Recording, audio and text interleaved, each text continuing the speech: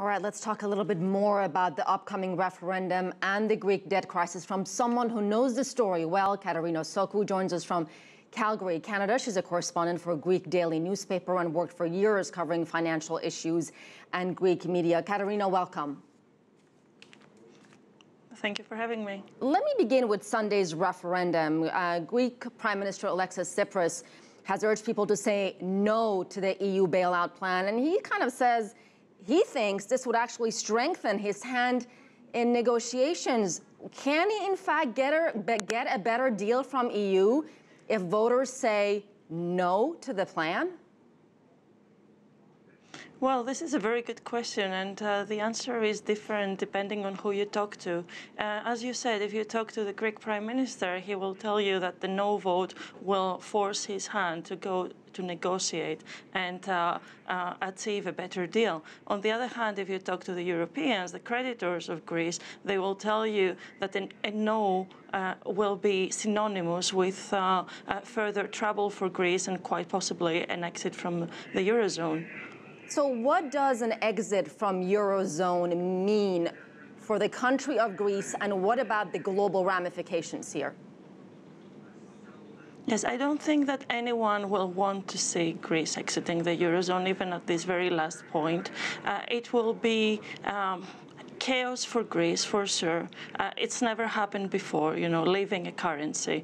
And it will be a chaotic situation until we reach a new point of balance for the local economy. But even for the European economy, I would argue, this is uncharted territory. You wouldn't know how the markets react, whether they will target other peripheral countries. This is something that no one would like to test. But if there is no deal with the current situation, the Greek banks being closed, it will be really hard for the economy to withstand for much longer. So you might actually reach the point where Greece exits the euro de facto without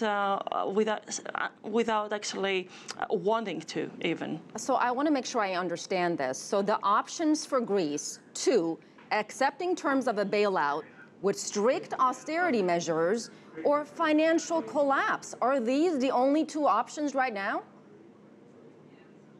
I'm afraid so. And some people will argue that if the Greeks vote for a yes vote, that will actually open the road for further discussions and negotiations in order to reach a better deal down the road. It's very interesting because today there was just this debt sustainability analysis coming out of the IMF in Washington, D.C. that was mentioning that Greece will need a further restructuring of its debt and new financing of the amount of 50 billion euros in order to stay afloat.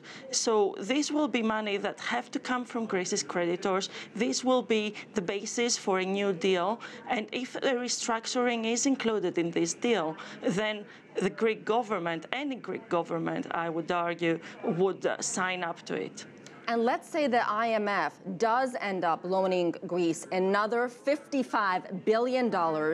What's to stop Greece from running up its debt again and provoking a similar crisis? Then we're back to square one once again. Well, one thing is the money wouldn't come only from the IMF. Arguably, they would come specifically and mostly from its European creditors, the Eurozone, the other members of the Euro.